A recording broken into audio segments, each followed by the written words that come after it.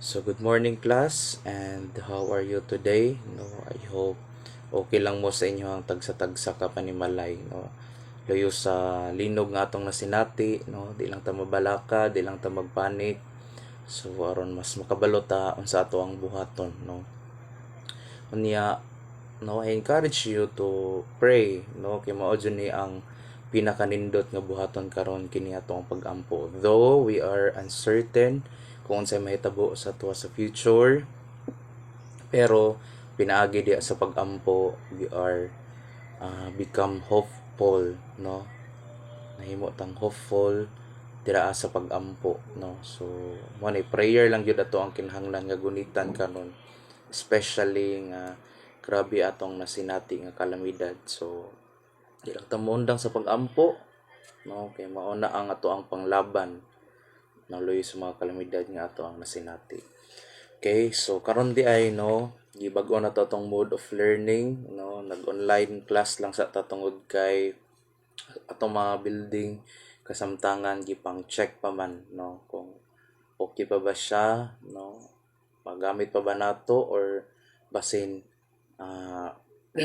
dili na siya safety gamiton, na samantalang wala pa siya na check jud og maayo, sa itong mga engineers niya tira sa ato ang government offices nga in charge niya na.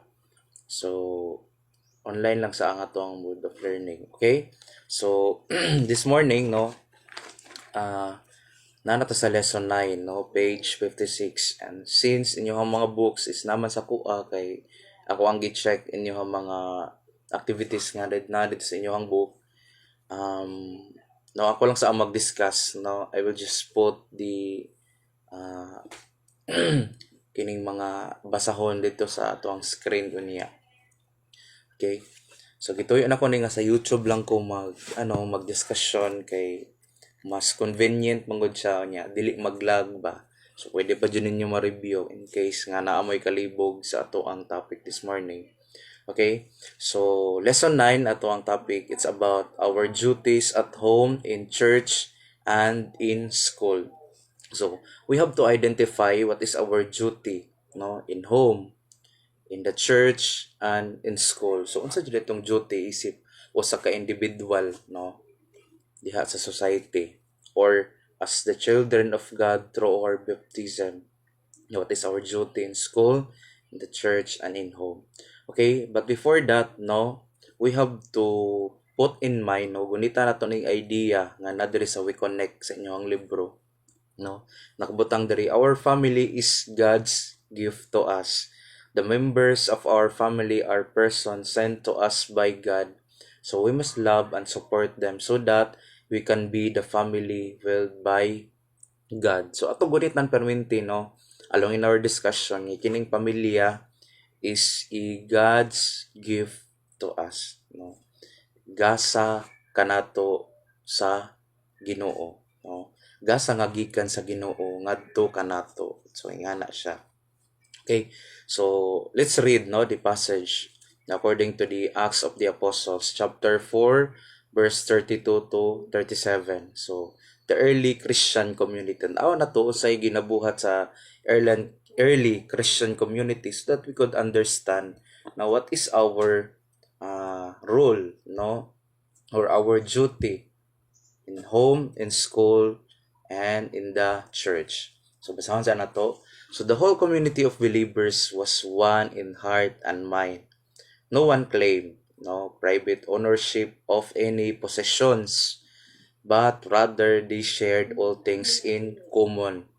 So in the early Christian community, di ay murabag walay nag-own sa ila something private property, but they shared all in common. So with great power, the apostles bore witness to the resurrection of the Lord Jesus, for all of them were living in an exceptional time of grace. So there was no needy person among them. So remember, take note, there was no needy person among them. For those who owned land or houses sold them and brought the proceed of the sale.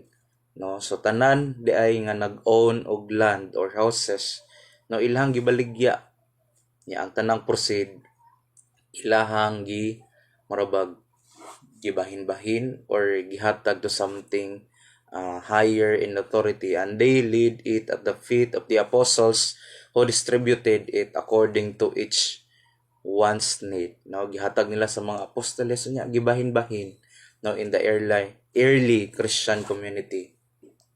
So this is what a certain Joseph did. He was a Levite from Cyprus, whom the apostles called Barnabas, meaning the encouraging one.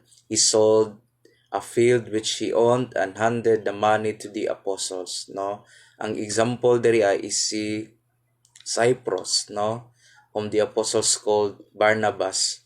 No, ang iyahang mga ari-arian, no, iyahang gibaligya niya, iyahang gihatag ngadto sa mga apostoles. Nya mga apostoles pod, no, in the early Christian, ilahang gibahin-bahin, no, according to their needs.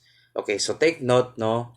So akong explanation is based lang kung unsa ang gihatag sa ato ang libro, no, kay we do not go beyond, no, discussion, especially sa atong discussion, no, dili ta pwede mo go beyond tungod kay mas maglisod ta pagsabot sa kung unsa ang gihatag sa ato ang book. Okay, so moto nahitabo, no, in the early Christian community, no, murabag walay naglisod sa ila kay ngano man, no, tanan nilang posesyon ilahang baligya, no, they sold them out, and ang proceed is gihatag nila sa mga apostoles, which is ang mga apostles pod, no, ilaha pong bahin-bahin according to their needs, no. So mabasa na to na, no, there is sa Acts of the Apostles chapter 4 verse 32 to 37.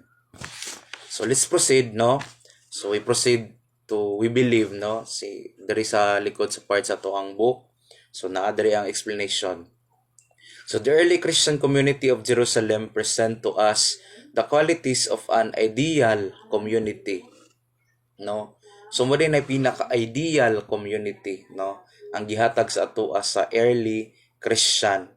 Kay ngano man, no, kung makita na to dira ana ang equality, no, unlike sa ato ang nasinati karon, no, grabe ang corruption, no, grabe ang kalisod, kapobrehon, ngano man na, because of inequality nga atong na sinati, no, tungod kay kasagaran mo sa mga tao is murabag selfish, or kung naa na gani sila power and possession, ako ana ni tanan, no, tungod kay murag ako lang jud ang nanginahanglan, no, murabag mas ginasiguro na to ato ang kaugalingon rather than nga tan-aw na to ang kaayuhan sa uban, di ba? That's our human tendency.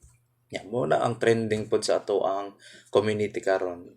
So, if we love our family, no, sa kitong family is God's gift to us. So, if we love our family, we should try to live these qualities, no.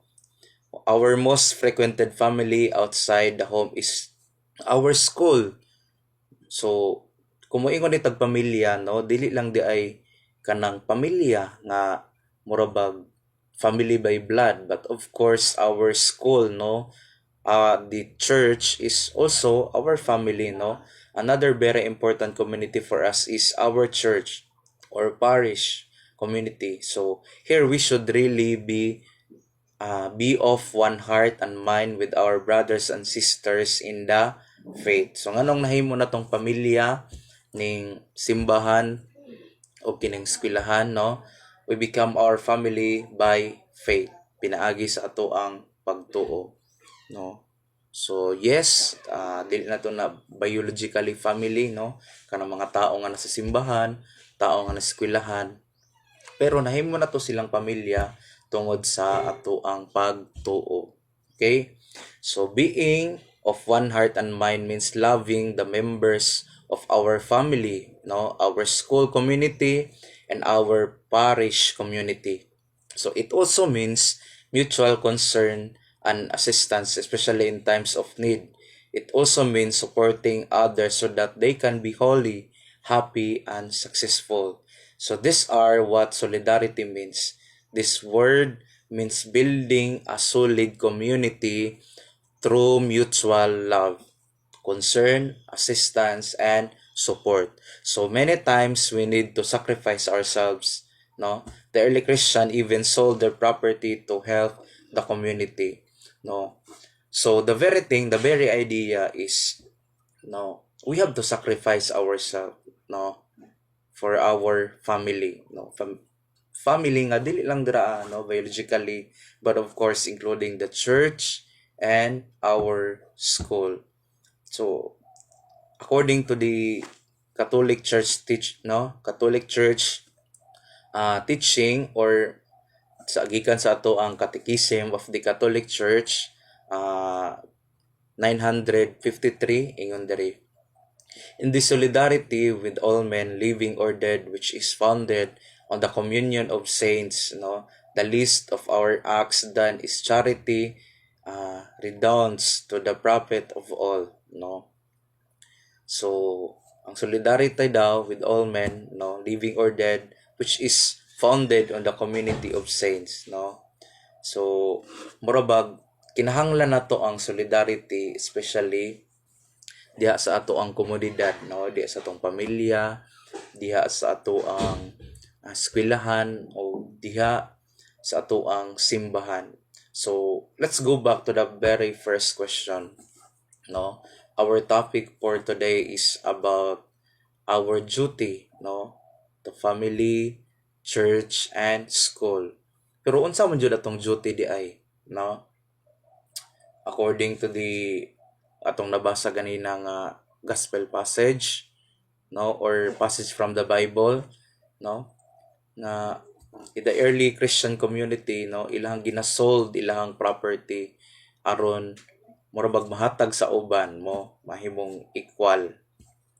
Pero unsa jud atong duty, I repeat again, what is our duty, in our family, in the church, and school, So ang giingon sa ato ang CCC, Catechism of the Catholic Church, we have to in solidarity with others. Sa unsa man nga pamaagi pod, in what way we can be something in communion to others, saon na to. So for the church give us two ways, on how nga murabag makatabang ta sa uban, how to help others.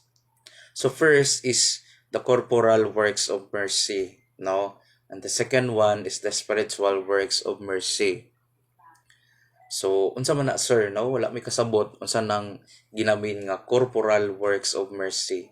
So when we say corporal, from the Latin word corpus, it means body, So motabang ta sa atong isig ka tao, through the physical aspect, pinaagi sa material way, for example, muhatag-tag tubig, muhatag-tag pagkaon.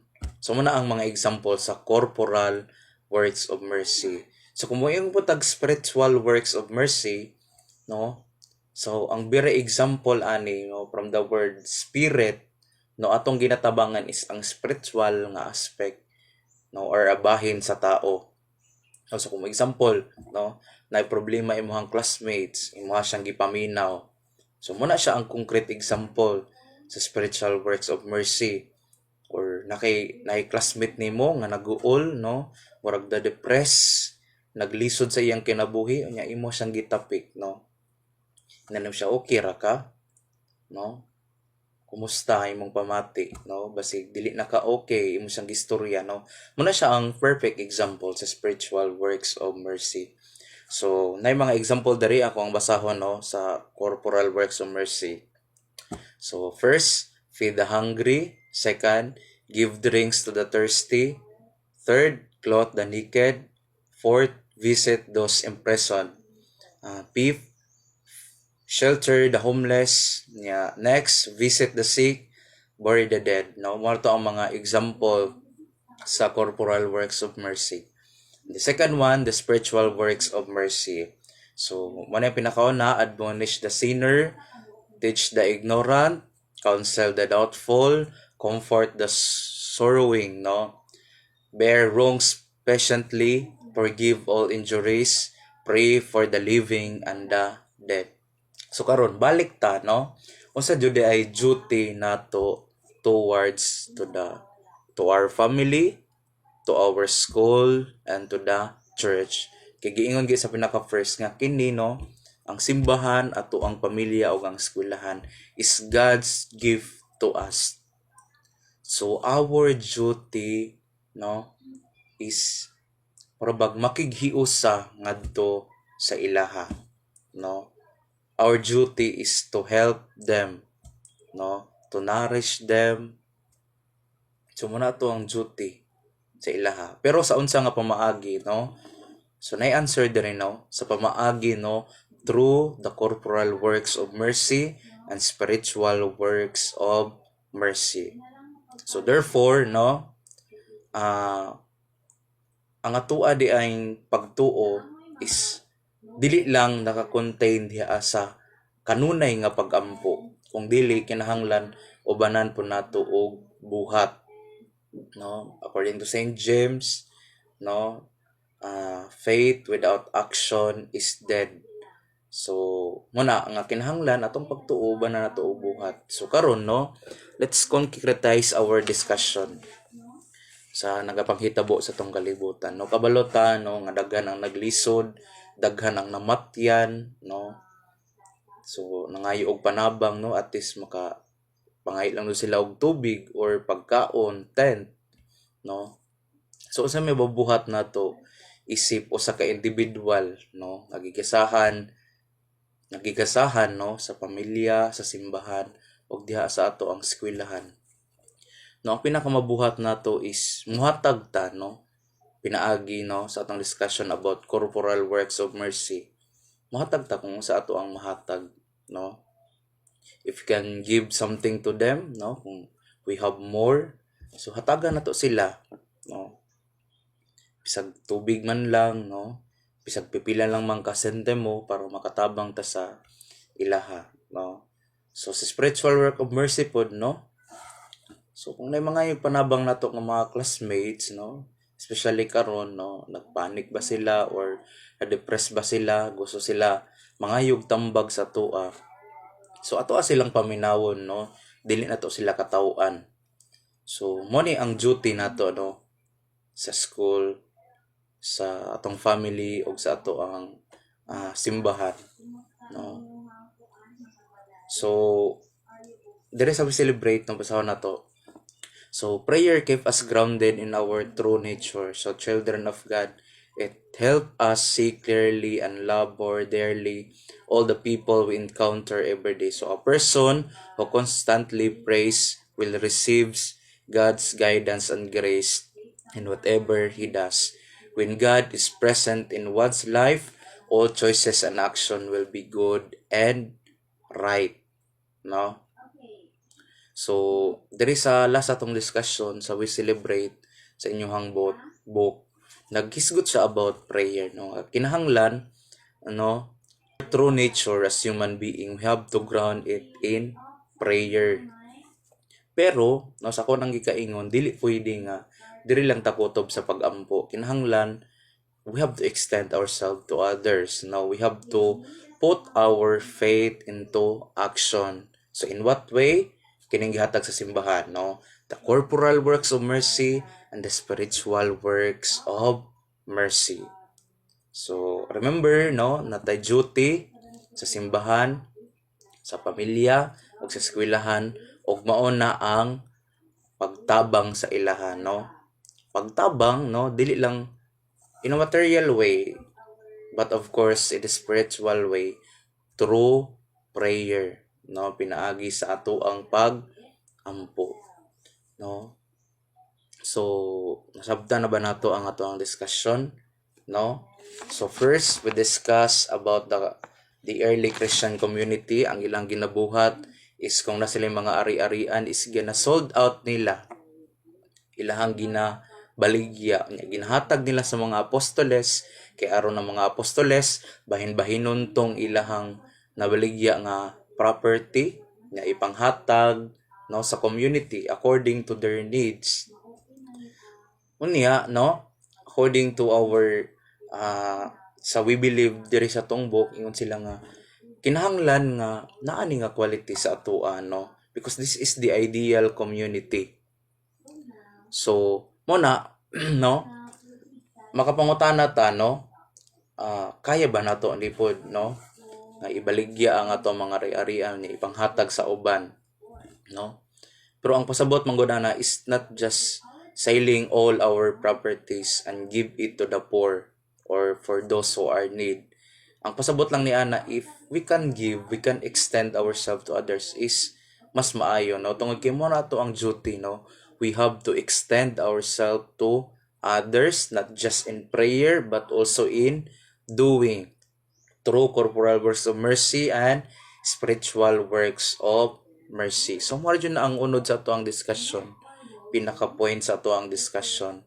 Now we have to extend ourselves to others or in solidarity with others, no, through corporal works of mercy and spiritual works of mercy.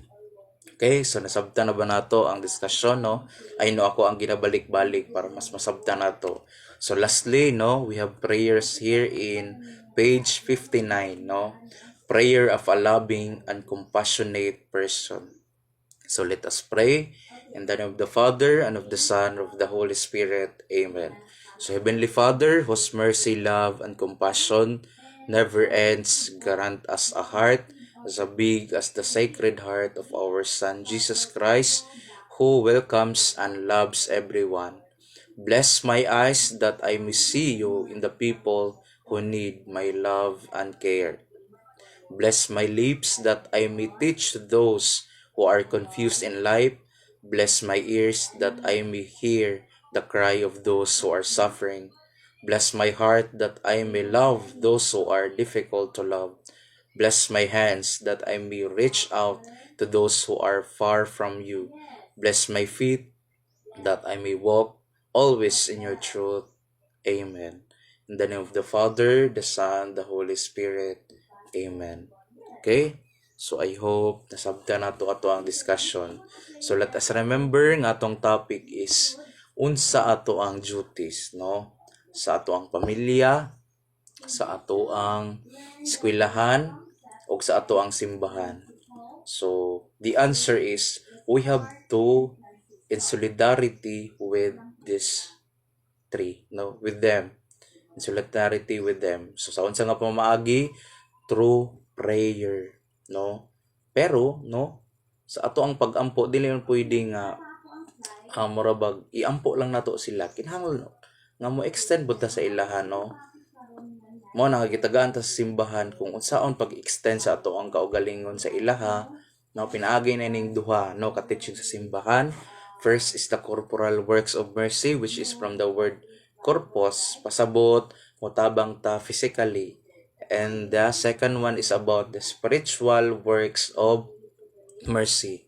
No, mutabang ta sa ato ang isig katao, no, or sa ato ang pamilya mismo spiritually, no, niya. So unsa nga pamaagi pinag-agi sa pagpaminaw sa ilaha, no, or pagstorya sa ilaha. So sa ingana nga pamaagi. Okay? So I hope nasabtan na to ang discussion this morning. That's all. Thank you for listening. No, I hope nakasabot ta. So thank you so much for your time. So God bless us all and keep safe everyone. So ampo lang sa kanunay ug ang Ginoo magagiya kanato. Salamat.